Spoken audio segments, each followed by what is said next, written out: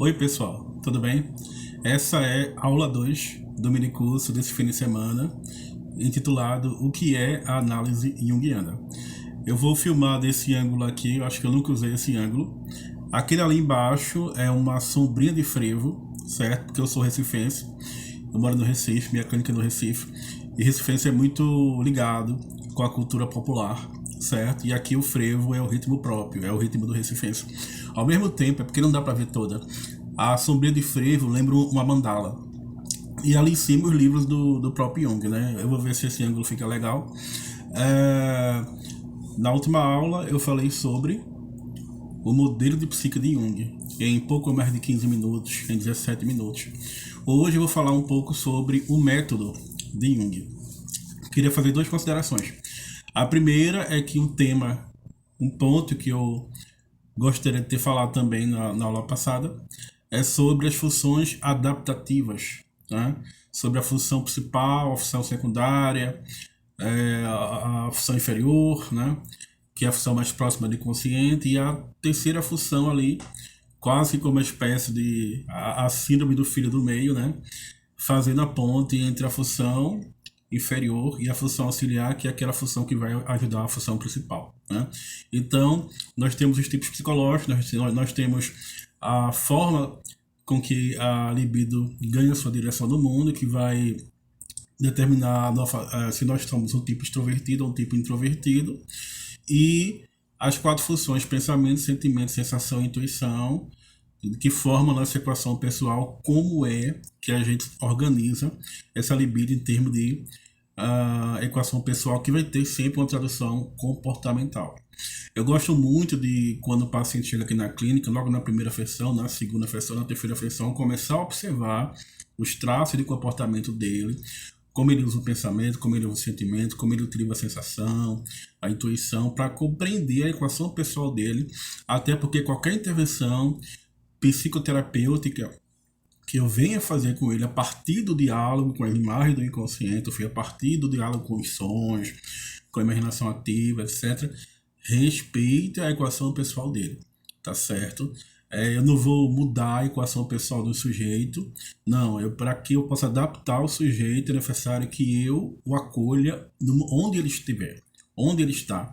E claro que a personalidade é uma força que integra os opostos, ou seja, é uma expressão da alma do sujeito, e o objetivo não é mudar essa equação pessoal, embora, como a gente vai ver aqui no minicurso, ocorre a transformação do sujeito, ocorre a mudança de atitude, ocorre a mudança de comportamento, ocorre o fluxo da vida, e ocorre também em muitos casos no processo que Jung chama de enantiodromia, ou seja, o sujeito pode até ser convertido para o tipo oposto, mudar até um pouco os caracteres da equação pessoal, mas tudo isso se dá não pela vontade do terapeuta, não é o terapeuta que vai modelar, eu quero que ele seja assim, não, mas sim pelo contato com o inconsciente. E essa grande força transformadora que ocorre na vida do paciente, na vida do terapeuta, quando nós estamos em análise, quando nós estamos face a face com as imagens do inconsciente. E aí, um inscrito aqui do canal que dá maior força para o meu trabalho, a maior força aqui para o canal, que é o Yuri Mendes, perguntou se eu poderia falar sobre alquimia, ou achou que eu iria falar sobre alquimia, que eu ia dar um mini curso sobre alquimia. Bom, eu posso dar esse mini curso sobre alquimia num segundo momento, porque exige uma elaboração mais complexa do simbolismo, etc., dos paralelos, né? Mas eu posso dar aqui eu posso fazer uma fala de como a alquimia faz sentido na clínica do Jung, né? Por quê? Porque a alquimia vai te ajudar a observar o que acontece com o paciente, né? As fases da alquimia são, de certo modo, as fases da iluminação da alma, em que o sujeito passa pela sombra, realiza a conjunction, a união com os opostos, e consegue seguir no seu processo de individuação, né? Eu não vou dizer ele se torna um sujeito plenamente individuado, porque isso não existe, né? O processo de individuação inclui a própria morte do sujeito. Então, até o último minuto de vida, nós estamos vivenciando o fluxo, estamos vivenciando o processo de individuação. Ninguém no mundo pode dizer eu já estou plenamente individuado antes de morrer. Por quê? Porque a morte faz parte desse processo, né? E quando você está no seu caminho de individuação, você já atrai a morte para si. Ou seja, você deixa de ter medo da morte. Por quê? Porque a tua vida passa a fazer sentido, né? Quando o paciente chega pra gente, pessoal, ele chega calcinando pelo fogo dos afetos. Ele chega calcinando pelo fogo das emoções.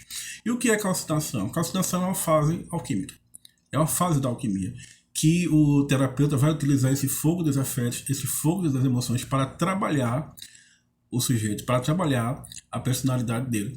Vai haver o escurecimento, vai haver o momento do encontro com a sombra, ou seja, o negredo, e por meio dessa assimilação do conteúdo inconsciente, ou seja, do conteúdo sombrio, vai haver uma transformação. Vai haver também o momento da reunião dos opostos, da conjunção, né? do encontro dos opostos. A psique sendo um fenômeno paradoxal. E é por ser um fenômeno paradoxal que emerge da natureza e que é um fenômeno tão belo quanto terrível, que o método que o Jung vai se utilizar é o método dialético. E o método dialético Jung apresenta esse método no parágrafo 1 da prática da psicoterapia. Então, na prática da psicoterapia, logo no parágrafo 1, certo? Pouco a pouco vai se verificando que se trata de um tipo de procedimento dialético, isto é, de um diálogo entre duas pessoas, né? Então, pessoal, a dialética, tradicionalmente, no discurso filosófico, tem a ver com diálogo, tem a ver com confronto, tem a ver com dois discursos que lutam entre si para gerar um terceiro, né? Você vê, por exemplo, quando Sócrates age nos diálogos de Platão, utilizando-se do método dialético, Sócrates faz com que a pessoa descubra a verdade, eu diria a verdade psicológica, dentro da sua própria alma, dentro de si mesmo. Tem um diálogo do Platão chamado Alcibíades, que Sócrates faz com que Alcibíades, ao refletir sobre a política, encontre a sua própria alma.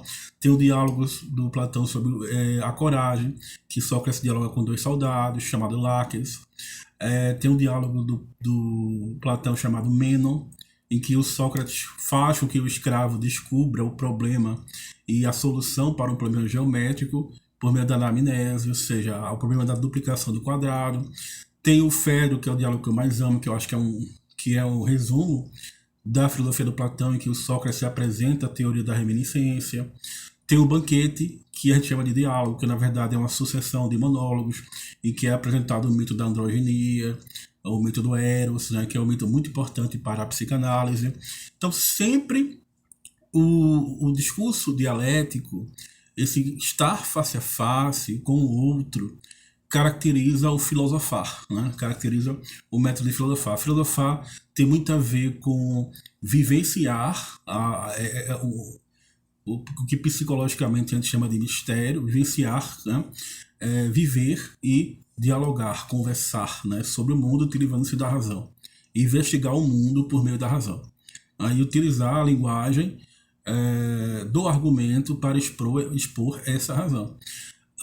O método clínico de Jung, o método dialético, tem muito dessas características, mas dá um passo, uma redenção psicológica, faz uma reflexão psicológica, porque não é um debate que vai acontecer entre o paciente e o terapeuta, mas sim uma relação de significado, né, entre duas fantasias que se completam.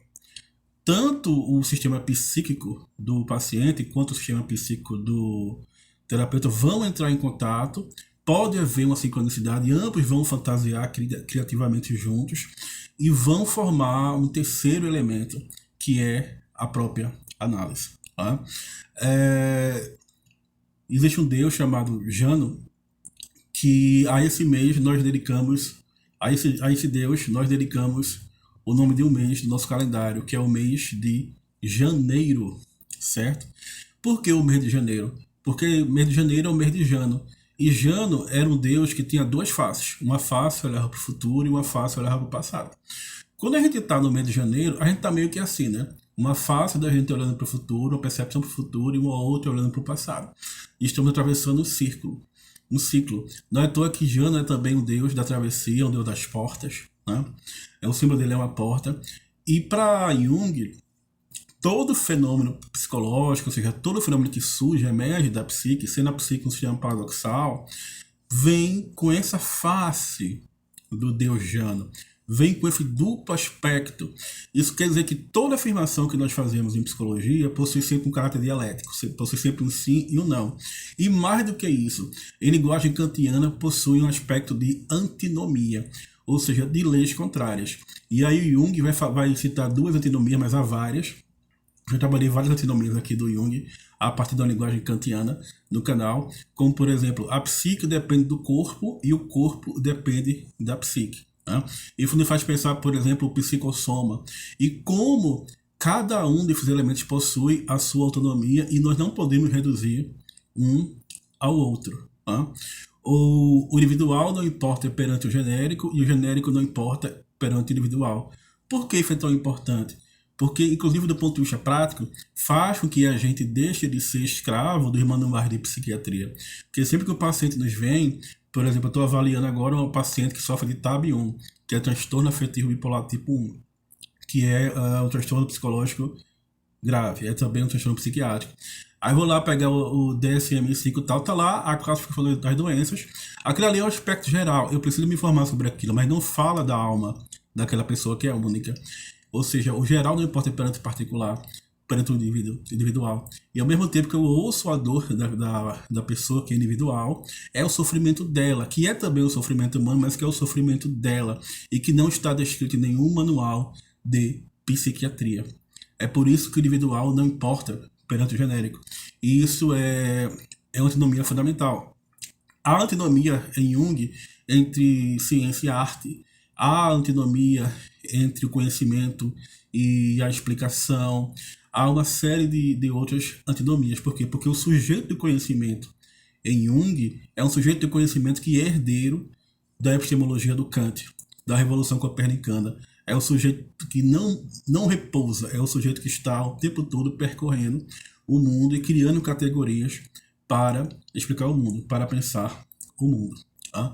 Então é interessante que na mitologia, Cronos, que castrou Urano e depois perdeu a Guerra dos Titãs, foi banido do Olimpo, encontrou com Jano. Jano observou que Cronos tinha uma foice e sugeriu a Cronos ensinar agricultura aos homens. E Cronos foi ensinar agricultura aos homens e com isso Cronos ajudou a humanidade a entrar num ciclo de ouro, numa época de ouro, por conta da agricultura, da fartura do alimento. Ou seja, Cronos, que era um deus tão miserável, tão rebaixado, que foi banido, passa a ser também um símbolo de transformação, passa a ser também algo, um arquétipo, um padrão psicológico que vai nos redirecionar em relação a uma nova época. Isso é o olhar de Jano. Ou seja, esse olhar duplo. Tem um aspecto sombrio, mas tem um aspecto luminoso. E a forma como a gente se aproxima do fenômeno anímico é o método dialético, porque o método dialético vai articular os opostos na clínica, na análise. A relação do terapeuta com o paciente também passa por essa dialética, reconhecendo a autonomia do paciente, a liberdade do paciente, não impondo a sua cosmovisão ao paciente, porque a psicologia não é uma cosmovisão, a psicologia é uma ciência. O paciente, o terapeuta deve ter as mãos limpas, ou seja, ele deve estar em análise. É por isso que Jung sugeriu a Freud que todo analista fizesse uma análise didática. É necessário ter uma formação didática, ou seja, é necessário supervisão. Se você é psicólogo, você deve estar em supervisão. E a única coisa que um terapeuta pode oferecer ao seu paciente é a sua personalidade. E eu diria até que um pouco mais, é a sua personalidade.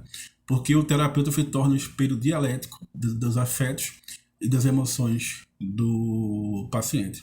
Ou seja, na análise do Jung, que é o confronto com as imagens do inconsciente. Por quê? Porque as imagens do inconsciente vão o tempo todo perturbar, transformar o campo da consciência, a forma que você tem de se relacionar com isso, com o fenômeno, é a integração dos opostos, o inconsciente e a consciência, ou seja, são campos opostos que vão tentar dialogar. Quando eles se afastam, surgem as neuroses, surge a depressão, a síndrome do pânico, surge o borderline, surge o TAB1, o transtorno afetivo bipolar. Quando a gente consegue conciliá-los, quando a gente consegue colocá-los dentro de uma perspectiva dialética, de uma perspectiva vivencial, de uma perspectiva de diálogo, cujo terapeuta vai receber uma projeção, vai receber uma transferência por parte do inconsciente individual do paciente, é que nós estamos mergulhando no centro da análise, no mistério da análise. Ou seja, a análise em Jung tem esse caráter de integração dos opostos, de função curativa, de função simbólica, cuja alquimia é um exemplo histórico, é o equivalente histórico daquilo que acontece na alma. É isso, pessoal. Muito obrigado.